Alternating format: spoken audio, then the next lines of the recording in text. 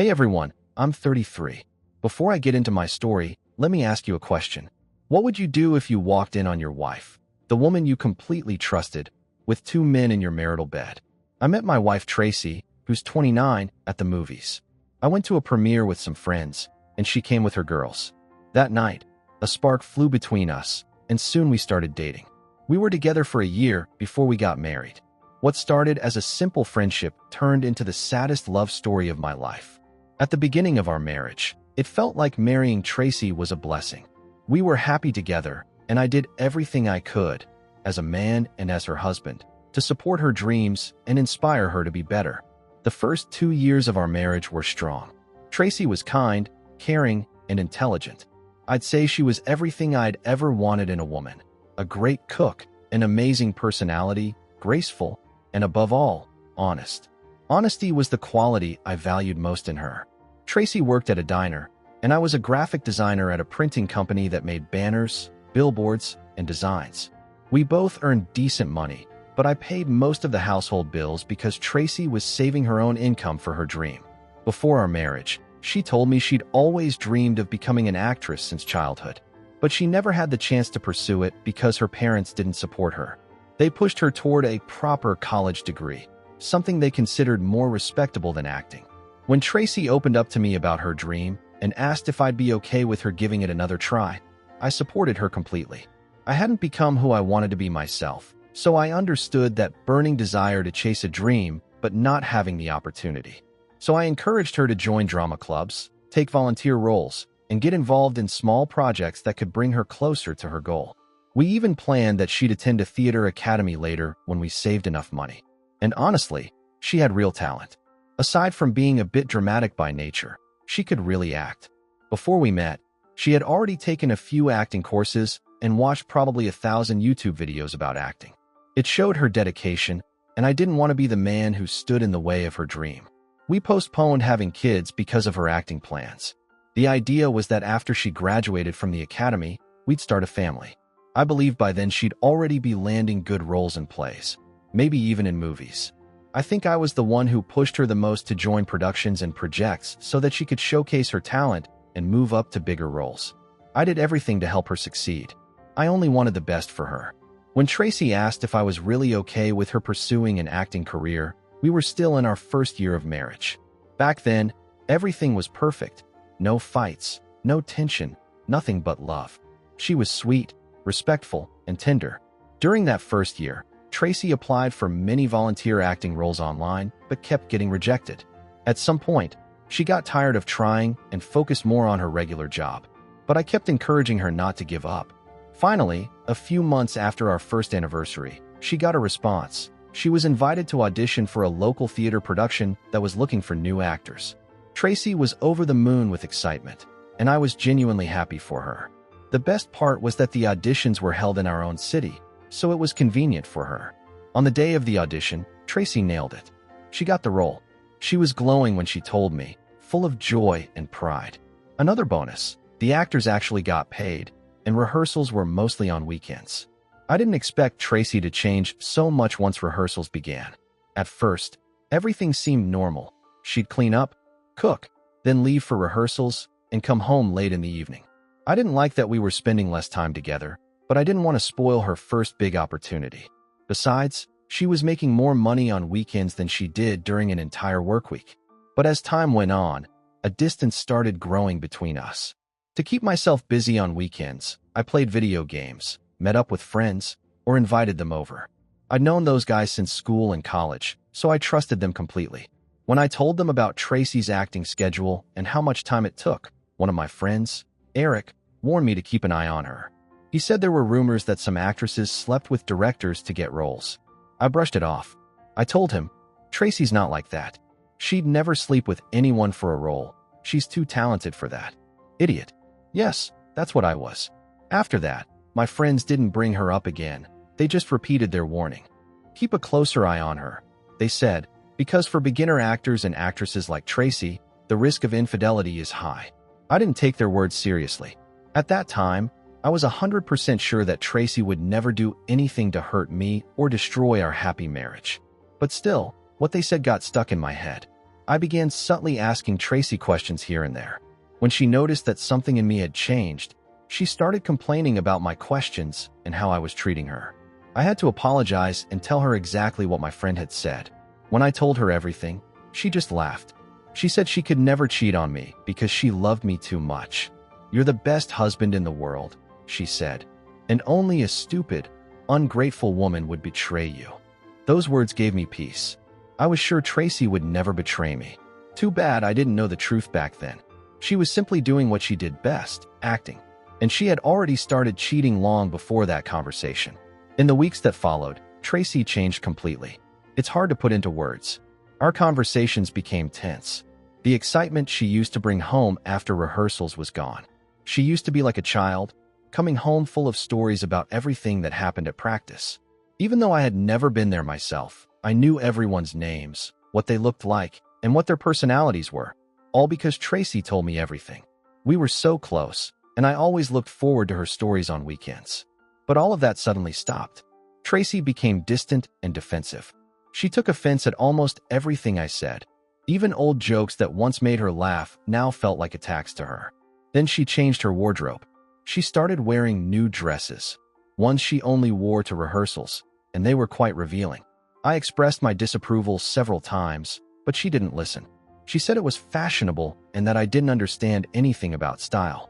At the time, I thought she just didn't want to fall behind the other actresses who dressed more boldly.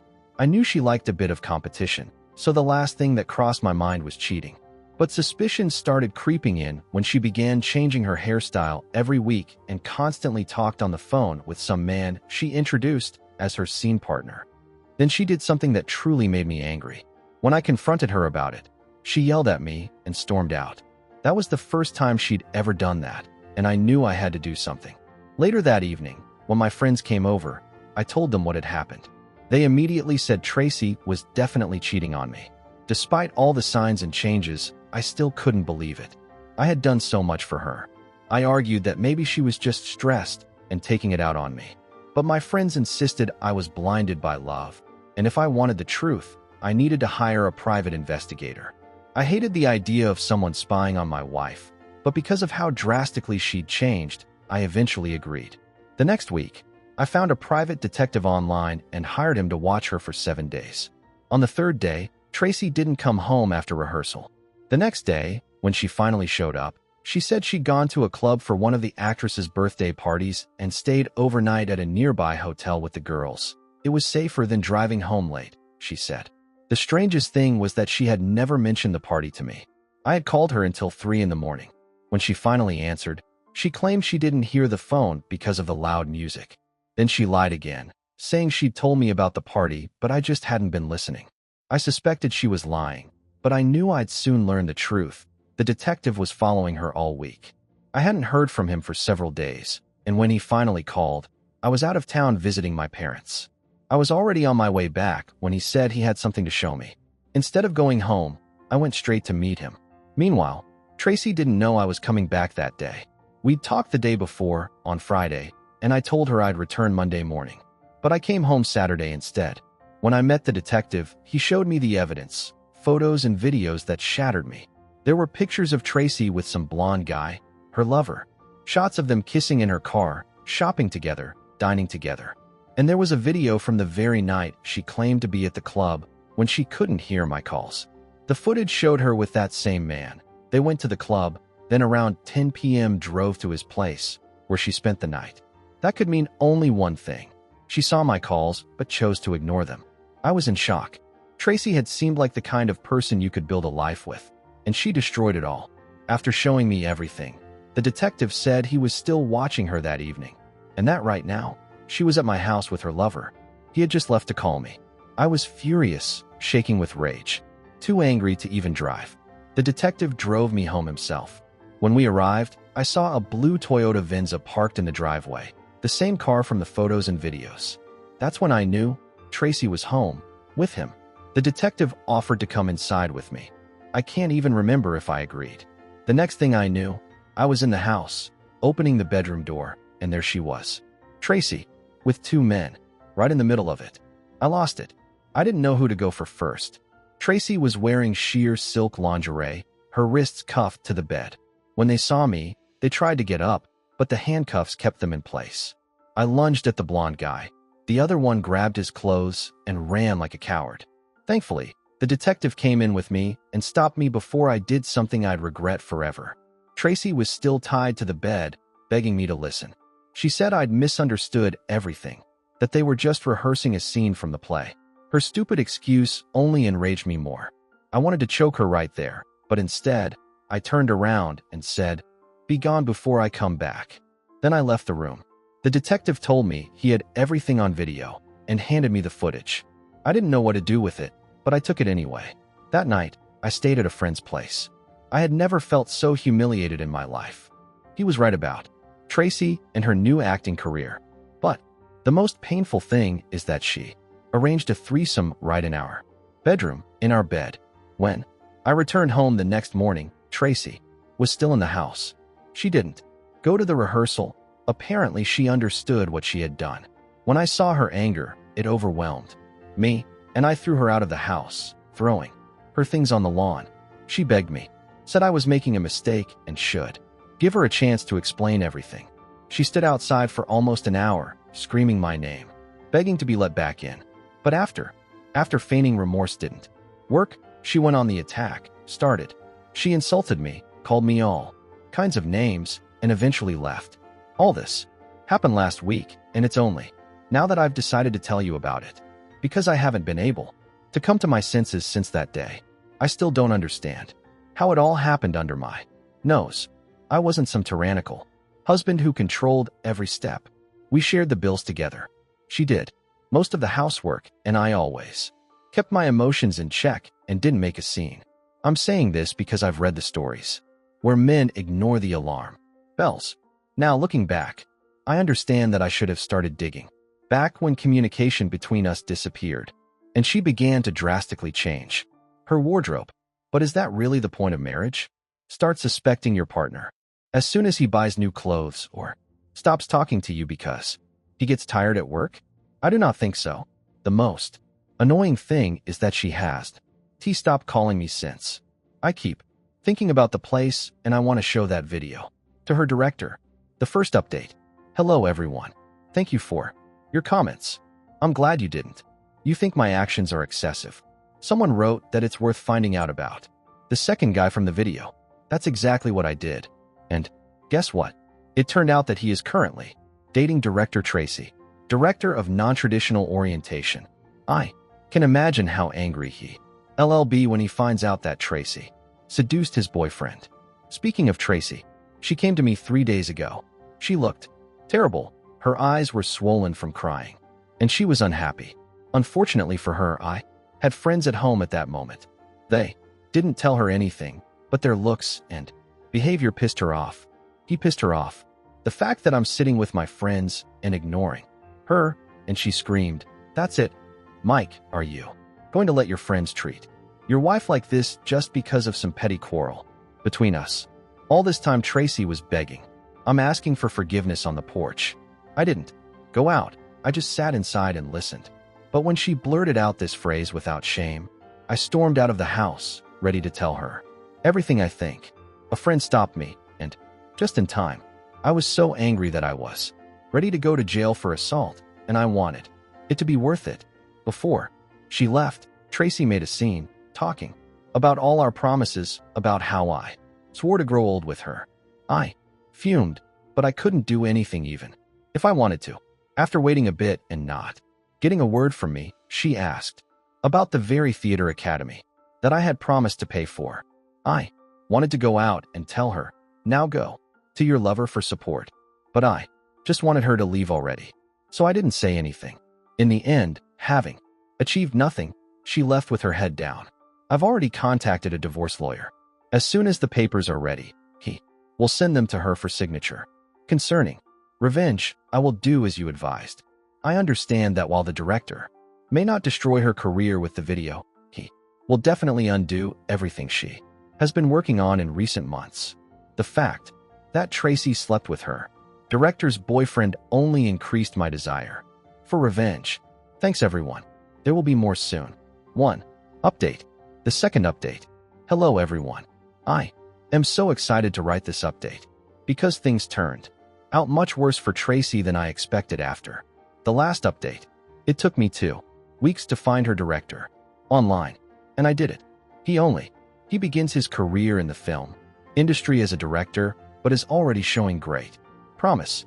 We made an appointment, and he actually came.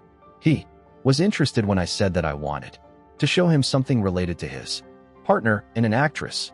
I didn't waste any time that day.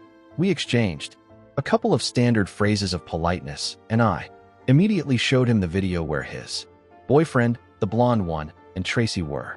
He was so disappointed and heartbroken that he burst into tears. No kidding.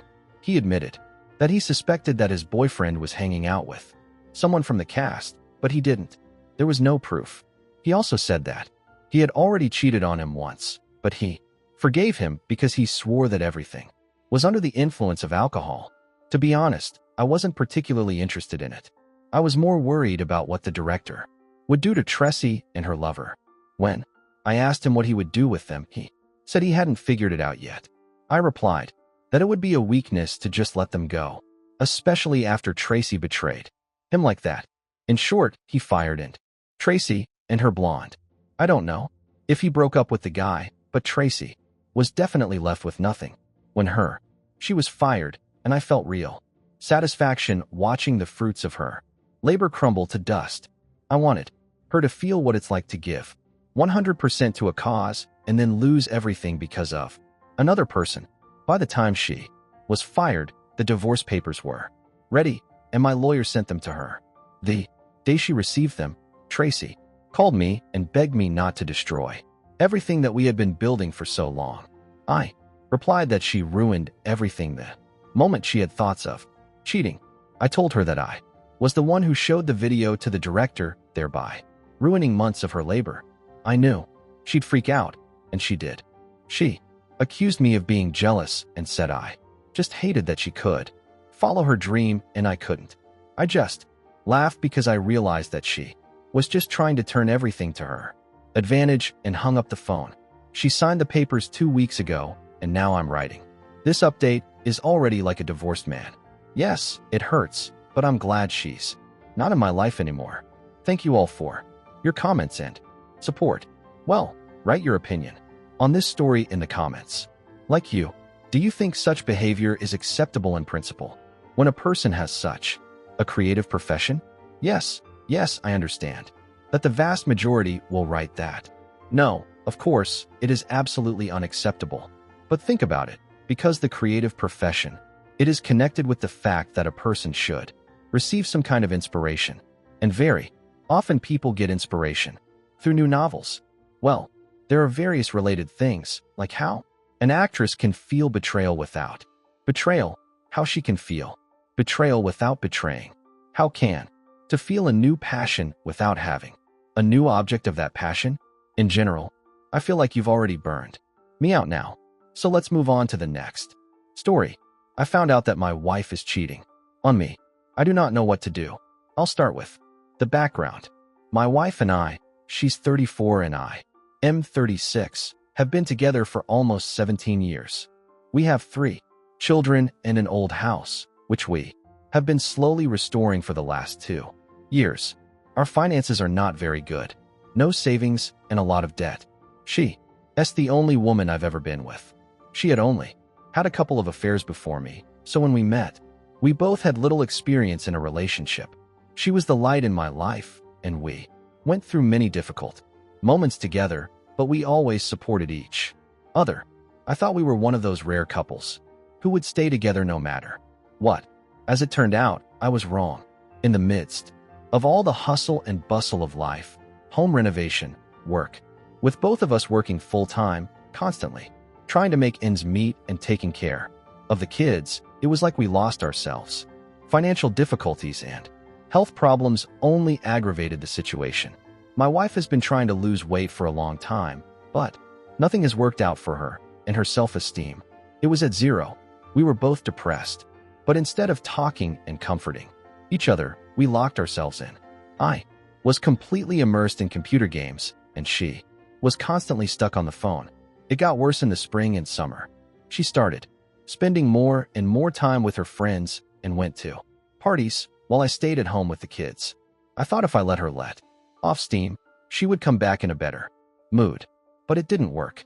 I tried to ignore the bad feeling that was growing. I heard a rumor that she was seen kissing some guy at a dance in a neighboring town. I asked her directly about it, but she denied everything and said that the guy had reached out to her and she had pushed him away. I didn't fully believe it, but I didn't want to push it. I tried to show that I trusted her. But then I started to notice that she was becoming more and more secretive and jealously guarded about her phone. In August 2022, a year ago, I accidentally saw her password from, so I decided to see if I could find anything about those dances. What I found turned out to be much worse. Yes, she was actually making out with some guy, being completely drunk until her friend stopped her. But that's nothing compared to what I saw next. I logged into her messenger and found that she had been communicating online for several months with two foreigners. Let's call them AB. It all started with Instagram. A random guy. I wrote her compliments, and they started chatting in Skype in early June, just a couple of days later. After weeks of correspondence, she had already started sending him her samples, although at first she was a little hesitant. The kissing incident happened a little later in the same month. She corresponded with this guy, and until mid-August, until he revealed his real intentions, it turned out that he was a fraud, using someone else's stolen account and just sending her a photo from someone else's profile. But she was still so fooled that she sent him her most intimate photos. She seemed to be in love with him. By that time, she had already started chatting with another guy in soon, their communication also turned into strangers and frank conversations. In both cases, they fantasized together about coming to our country and meeting her at the hotel. My wife never spoke ill of me, but rather said that I was just there. If they asked her, she would say that I treat her well, but then she would add how much she enjoyed talking to them and how they made her feel good. But the worst was yet to come. I found something even more disturbing in a conversation with one of her friends. In early July, they went together to a 2-day festival in a nearby town, stayed at a rented apartment. Of course, I gave the go-ahead for this, suspecting nothing wrong. I knew that my wife's friend was having panic attacks and that she stayed at the local hospital that night. But here's what I didn't know, and I found out from their chat, that my wife met a 41-year-old man from our city. Let's call him Go. He was married, in an unhappy relationship with his children, and they started talking. He tried to get her into bed, but, as she wrote to a friend, she stopped him. And she didn't name me, but our town is small and I quickly figured out who it could be. To be. In the phone records, I found a message to a number that, apparently, belongs to him. And I have the worst premonitions. I didn't tell my wife that I had found out all this. I was afraid that something unpredictable would happen in front of the children. So I put on a mask, without distinction, and waited for Saturday, 24 August, to talk to her. I asked my mom to look after the kids. My wife is currently studying, getting some kind of education for work.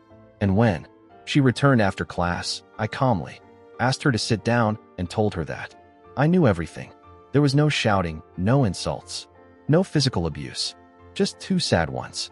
Two people, one of whom was injured out of spite. We talked all night. She swore that there was nothing between her and G, and everything that was happening online was just an attempt to raise her self-esteem. She thought I didn't love her anymore. She didn't blame me or get mad because I was going through her correspondence. She said she thought I don't love her anymore since she can't lose weight in any way. And when these guys started showering her with compliments, she sat down, confessed that she didn't want to hurt me, just let me, behaving selfishly, trying to please these people so that they would keep telling her nice things. That's why I sent them nude photos. She said she understood now that it was cheating, but at that moment, when all this was happening, she did not realize the scale, although she understood that she was doing something wrong.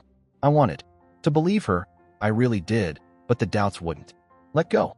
We decided to try to fix everything and turn to a family psychologist. As the weeks passed, everything seemed to be getting better. She has become much more affectionate and caring. Sex has become great again. We started spending more time together, but my stomach was still full. It feels like she's still hiding something. And so, after our second meeting with a psychologist last week, she finally confessed what I was afraid of and suspected deep down.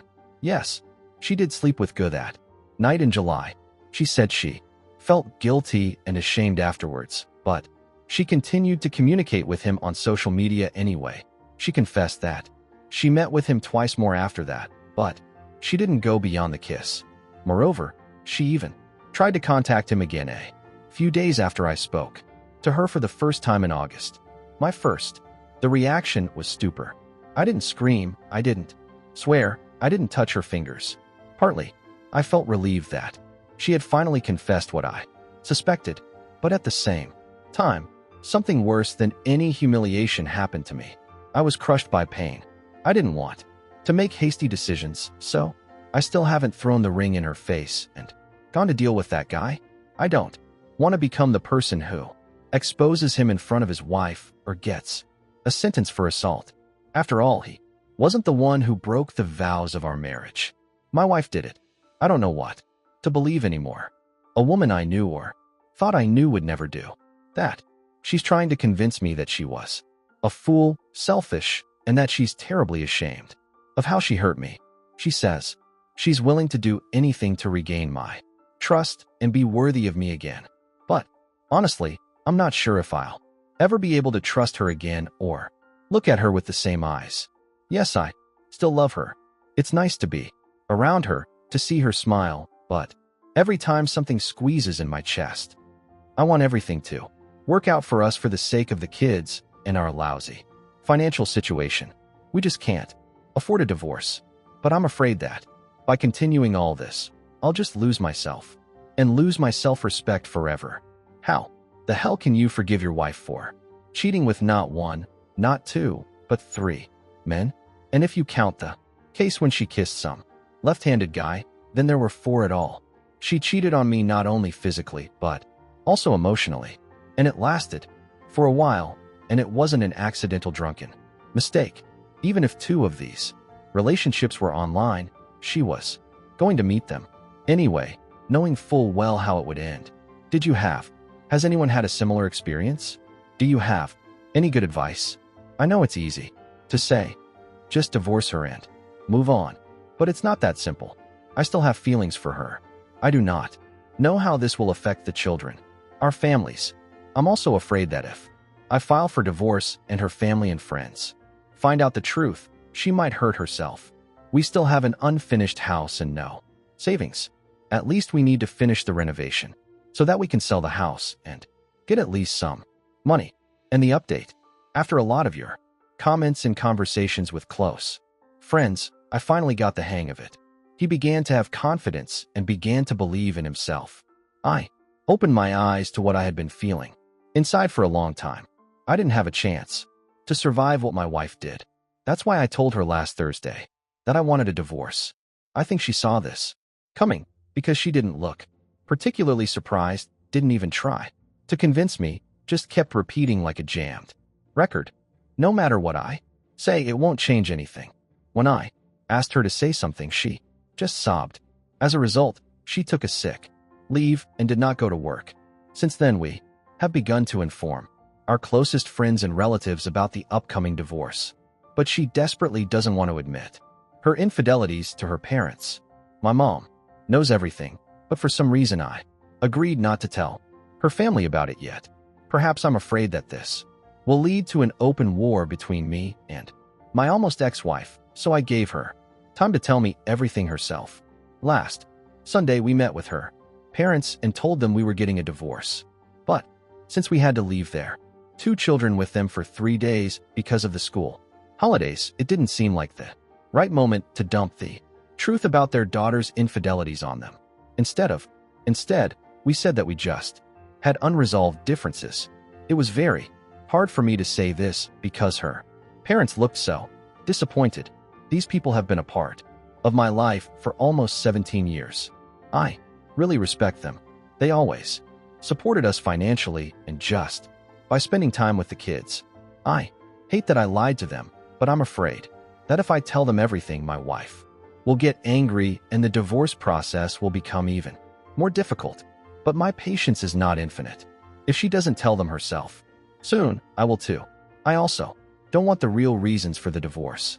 We have become public knowledge because we live in a small town, and sooner or later the truth will reach our children. Then they can become the object of ridicule. I would prefer that the truth remained known only to those closest to me, and the official version sounded like we broke up because we became different people. And I also don't want to be known as that poor guy who got cuckolded by his wife. There are a lot of unresolved issues right now. We need to sell the house and find apartments for ourselves. Custody will be shared. I have a week, she has a week. I have no idea how it will end, but in our country, the courts most often side with the mother. But I will fight for my children. Well, that's it. Thank you for watching or listening to this video to the end. Watch our previous video, which you will see here, and good luck to you.